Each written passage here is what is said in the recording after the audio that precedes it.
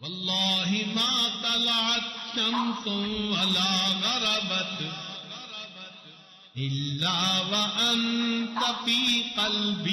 یتیم کا مال کھانا، اس کی تفصیل سن لیجئے۔ ایک تو طریقہ یہ ہے کہ والد کے مرنے کے بعد اس کی زمین پہ، مکان پہ، کاروبار پہ قریبی رشتہ داروں کا قبضہ کر لینا، یہ یتیم کا مال کھانا ہے۔ دوسرا طریقہ یہ ہے کہ جب کوئی بندہ مرتا ہے نا تو اس کے ورثاء میں اگر کوئی چھوٹا بچہ ہو تو اس کی اجازت کے بغیر مال خرچ نہیں کر سکتے۔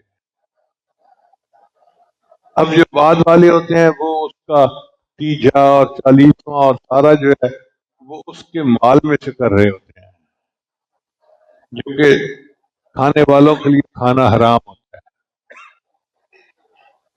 نبی اسلام نے ارشاد فرمایا کہ قیامت کے دن کچھ لوگ ہوں گے، بلکہ ابو سعید خدری رضی اللہ عنہ فرماتے ہیں کہ نبی اسلام نے فرمایا کہ معراج کی رات میں نے ایسی قوم دیکھی جن کے ہونٹ اونٹوں کی طرح تھے، اور ان پر ایسے لوگ مقرر تھے جو ان کے ہونٹوں کو پکڑتے، پھر ان کے ہونٹوں میں آگ کے پتھر ڈالتے اور وہ پتھر ان کے پیچھے سے نکل جاتے تھے، یعنی منہ میں پتھر ڈالے جاتے تھے اور کھانے کے راستے پتھر نکل جاتے تھے، پورے جسم کو جلاتے تھے۔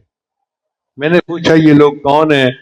تو جواب ملا کہ یہ وہ لوگ ہیں جو ظلماً یتیم کا مال کھاتے ہیں۔ اسی اللہ نے قرآن مجید میں فرمایا کہ انما یاکلون فی بطونہم الا نارا، وہ نہیں کھاتے مگر اپنے پیٹوں میں آگ بھر رہے ہوتے ہیں۔